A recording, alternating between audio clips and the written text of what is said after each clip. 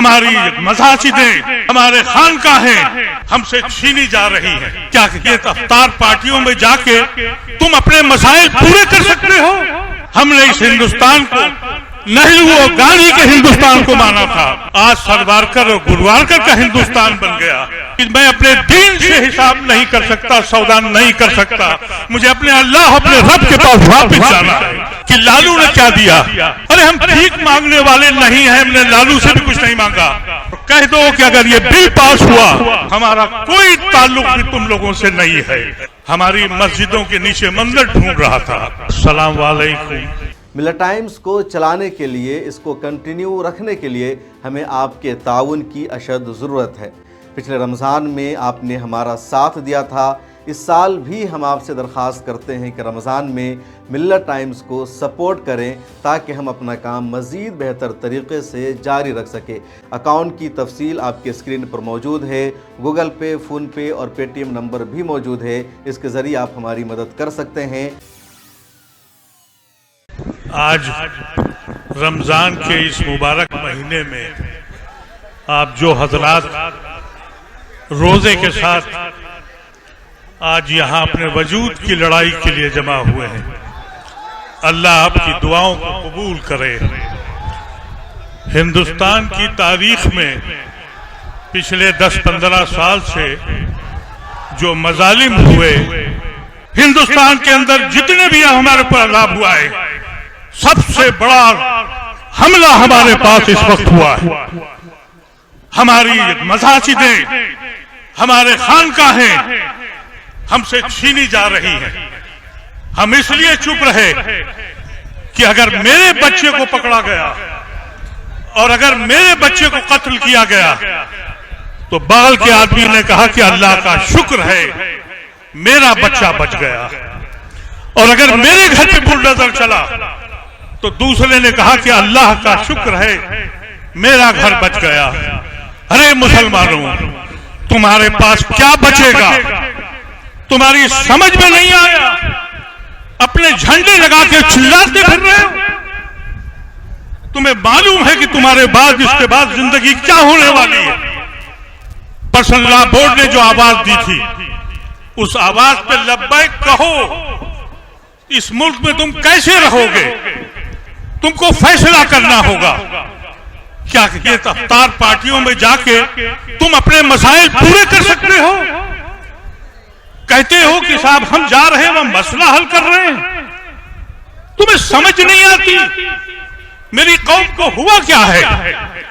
क्यों नहीं समझती है ये? उसके वजूद का मसला है। हमने इस हिंदुस्तान को नेहरू और गांधी के हिंदुस्तान को माना था, आज सरवारकर और गुरवारकर का हिंदुस्तान बन गया। और तुम इसलिए खुश हो कि कोई एमएलए बन जाएगा, कोई एमपी बन जाएगा, कोई चेयरमैन बन जाएगा। अरे ऐसी कौमें कहां खड़ी होती हैं? कभी तो जागोगे, बताओ इन लोगों को। हम अपनी शरीयत, अपनी मसाजिदें, अपनी खानकाहें अपने वजूद के साथ जिंदा रखेंगे। और ये तमाशे बनने बंद करो। मैं 80 साल के होने के बाद तुम्हारे पास इसलिए आया हूं कि मुर्दा कौम मत बनो, एहसास पैदा करो अपने अंदर तुम कहां खड़े हो। कहा यह जाता है कि हमारी मजबूरी है क्योंकि हम मिनिस्टर हैं, हम एमपी हैं, एमएलए हैं। अरे कैसे आदमी हो तुम लोग? नायडू उसने ये कह दिया कि रमजान में 1 घंटे की मरात है मुसलमानों के लिए, और तुम खुश हो गए। तुम्हारे पैर के नीचे से जमीन काट दी। तुमने कहा 1 घंटे की हमें मरात हो गई। कब सोचना शुरू करोगे? कब तक बाजी में रहोगे? क्यों नहीं मुस्तकबिल का हिस्सा बनाते हो? क्यों नहीं फैसला करते हो? आज खुशनसीबी ये है कि इस मुल्क में आज बहुत बड़ी तादाद हमारे हिंदू भाइयों की है जो हमारे साथ खड़े हैं। हमको उनसे फायदा उठाना चाहिए। हमें गांधी को ढूंढ के लाना होगा। इस मुल्क में हम इसलिए नहीं आए थे, हमने जिना को कुर्बान किया था, लानत भेज दी थी उस पर, अपने खून को बांट दिया था। हमने गांधी के हिंदुस्तान को अपनाया था। तुम सलवार कर और गोलगार कर के हिंदुस्तान में रह के अवतार पार्टियां अटेंड करते हो और कहते हो कि हम मसला हल कर रहे हैं। ये किस तरह के लोग हैं? मुझसे कुछ लोगों ने ये कह दिया, मैं सिर्फ इसलिए आया हूं आपके पास। कल शाम को अस्पताल से आया था, 7 बजे फिर दिल्ली अस्पताल में जा रहा हूं, इसलिए जा रहा हूं मैं ऐसी कौम को, अपनी कौम को मुर्दा होकर नहीं देखना चाहता। रमजान का ये मुबारक महीना है, आप हजरात रोजे से हैं, अल्लाह से दुआ करें और इन जालिमों को बता दें, अभी तक तुम हम पे हमला करते थे। मोदी और का ये मैं समझता हूं एहसान है कि अभी तक तो वो हमारे बच्चों को जेलों में डाल रहा था, हमारी मस्जिदों के नीचे मंदिर ढूंढ रहा था, और उसके साथ देने वाले आप उनके साथ कैसे खड़े हैं? आपको मालूम है कि 3 बिल पास हुए। एक बिल 370 का किसने पास किया? एक बिल एनआरसी का किसने पास कराया? राज्यसभा में अथॉरिटी नहीं थी। और ट्रिपल तलाक किसने करवाया?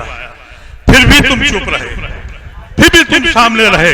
हिम्मत है तो कह दो कि मैं अपने दीन से हिसाब नहीं कर सकता, सौदा नहीं कर सकता, मुझे अपने अल्लाह, अपने रब के पास वापस जाना है। ये कब फैसला करोगे? कब तक छूंजने लेके घूमते रहोगे एमएलसी, एमपी और एमएलए? ये समझ में तुम्हारी क्यों बात नहीं आती? हमसे एक साहब ने कहा, मैं पिछली बार आया था कि लालू ने क्या दिया। अरे हम भीख मांगने वाले नहीं हैं, हमने लालू से भी कुछ नहीं मांगा, हम किसी से कुछ नहीं मांगते। हमने लालू का साथ इसलिए दिया कि उसने आरएसएस के साथ समझौता नहीं किया था, उसने उस हिंदुस्तान को माना था जिस हिंदुस्तान पे हमने अपने खून को बांटा था। हम किसी पार्टी के हिमायती नहीं हैं, हम किसी पार्टी के नहीं हैं, लेकिन हम गांधी के हिंदुस्तान में हमारी खून ने बटा था। गांधी के हिंदुस्तान को कह के हमने जिन्ना को और उनकी कौम को हराया था। तुम्हारी समझ में क्यों नहीं आता मेरे अजीजों? तुम्हारे दिल में आग क्यों नहीं उठती है? तुम्हारे दिल में ये बात क्यों नहीं उठती है कि ये आखिरी लड़ाई है तुम्हारी? तुम इस लड़ाई को समझने से कासिर हो, अपने नारे लगा रहे हो, झंडे लगा रहे हो। अरे इस वक्त निकलो और कह दो कि अगर ये बिल पास हुआ तो हमारा कोई ताल्लुक भी तुम लोगों से नहीं है, और जो लोग इनके साथ हैं उनसे हमारा कोई ताल्लुक नहीं है।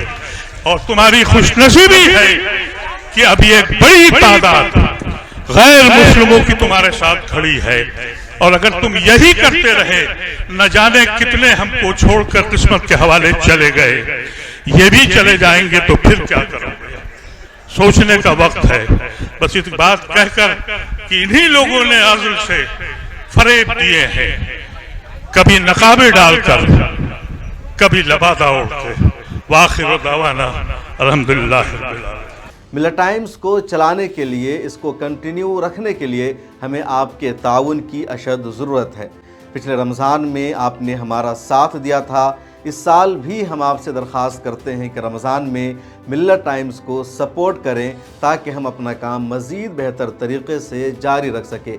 अकाउंट की तफसील आपके स्क्रीन पर मौजूद है, गूगल पे, फ़ोन पे और पेटीएम नंबर भी मौजूद है, इसके ज़रिए आप हमारी मदद कर सकते हैं।